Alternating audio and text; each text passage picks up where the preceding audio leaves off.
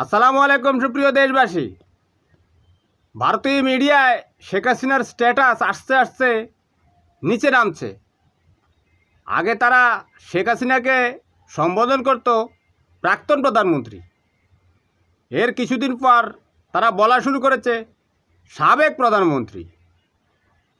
এর কিছুদিন পর তারা শেখ হাসিনাকে বলা শুরু করেছে গদিচ্যুত প্রধানমন্ত্রী। এর কিছুদিন পর তারা বলা শুরু করেছে বাংলাদেশে দেশি বিদেশি ষড়যন্ত্রের মাধ্যমে ক্ষমতাচ্যুত প্রধানমন্ত্রী। এখন বলা শুরু করেছে পলাতক প্রধানমন্ত্রী। কয়েকদিন পরে ভারতকে বলতে হবে যে গণহত্যাকারী স্বৈরাচার পলাতক শেখ হাসিনা, কারণ এটাই শেখ হাসিনার নিয়তি।